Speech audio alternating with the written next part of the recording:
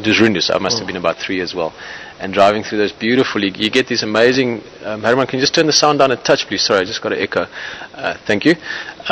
You have these amazing, the landscape there is beautiful. In some parts very similar to here, and in some parts a little bit more lush.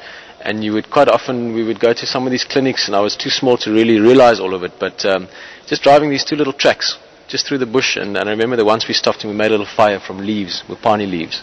I think it was Mupani leaves.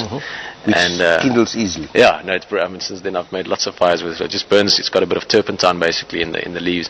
And made a little fire and probably just brought a little bit of horse or something, and again, I must have been just, I was too small to climb into the car myself yet.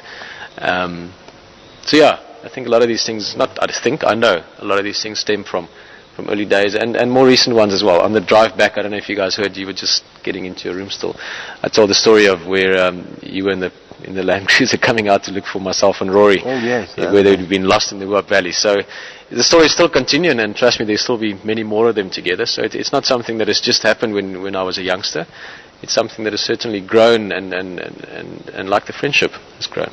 So, yeah. Talking about the fire, if I may comment. You may say whatever you want to.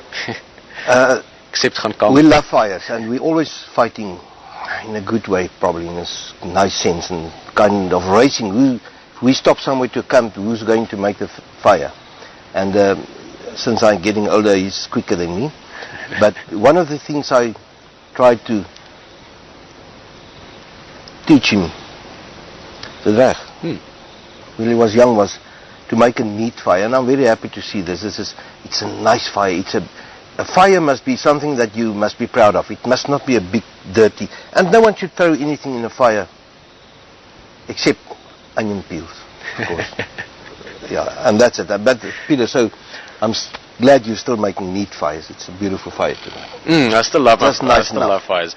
And maybe, and we sort of had a rough plan what we're going to talk about, but in the end it's not, we can just talk about what comes along. And I've said this story before as well. My very, very, very first night at Wild Earth was September 2006. It was almost, what month are we in now? September now, yeah, 2 years ago, sorry, the days and the months. 2 years ago, and we came out here, and we still stayed at another place. And the first thing I did that afternoon, I just met Graham and them as well. And I went up and I packed a few rocks in a circle outside. There wasn't a proper fireplace, and made a fire. And that for me was a big part of just being back in the Lowveld. There's a lot of things that are very specific to the Lowveld.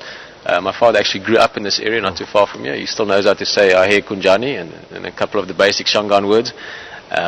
Waar is het seer? I'm sure. Where does it hurt? Cough a little bit. So he was from this area, so we came here often as kids to Kruger.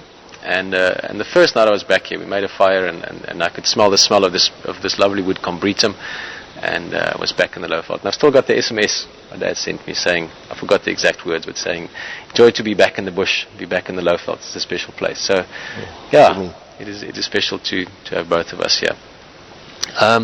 There was one other question that was a good one. The question of your father's reaction when you told him that he would like to go and stay in the bush with the bush experience. Yeah, and I'm quite interested to hear how that's answered as well. I'm talking too much. I'm going to give a quick background, just so my dad doesn't have to explain too much. But obviously after school, especially in South Africa and Namibia to a large extent, there's some expectations just almost on a cultural, social level of what you should do after school. If you have certain abilities, you should maybe go and study to become a doctor or a lawyer or something. And I opted in the end to go travel for a while, and then decided to go and become a guide and live in the bush, because I always dreamt of doing it. I thought maybe for a year or two. And first of all, my dad supported me through all of this, which means a lot. And I'm sort of answering his question for him. So the question is, Miranda, what was your reaction, father, to me saying I want to go live in the bush and I don't want to study anymore? I spent 1 year at Stellenbosch University and decided doing what again?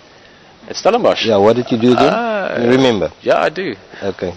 Accounting. And no, I was doing business, business accounting. And he actually, I thought in doing something like that with you. And he came back to me and he said, Papa, I'm not happy with this. I don't like it.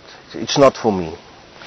And I probably did many things in my life which wasn't always nice and good for me. Well, not necessarily good, but nice for me. And I thought, well, and I'm proud of this, that all my children are kind of I'm not sure if this is the right word, but free spirits, they can decide for themselves, they can do what they want, and whatever they do, I think it's important for a parent to support them, and whether you like it or not, it's not my life, it's his life, and yeah, I was actually happy with it. I didn't think there was a big fortune to be made from wildlife, although I still hope he can support me when I get older. But yes, I supported him wholeheartedly, and I gave him all the support I could, and I encouraged him, and I know that whatever he wants to do, he will do good, and it makes me proud of what you're doing today. And I've seen some of the emails, and again, you know, people ask me or tell me that I'm proud, I should be proud of him, and so on and so on, and I am. It's a privilege to have a son like him. You can trust him.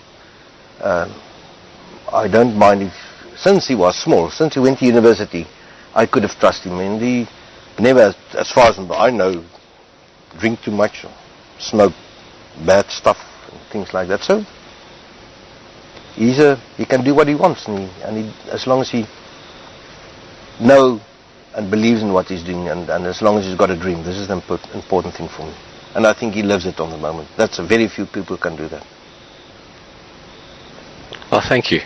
I'm not going to say anything more to that.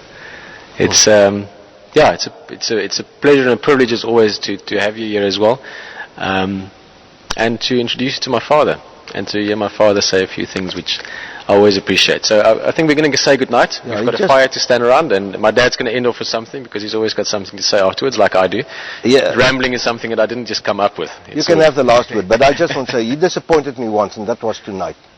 When I got here and I took out my bottle of red wine, there was no opener.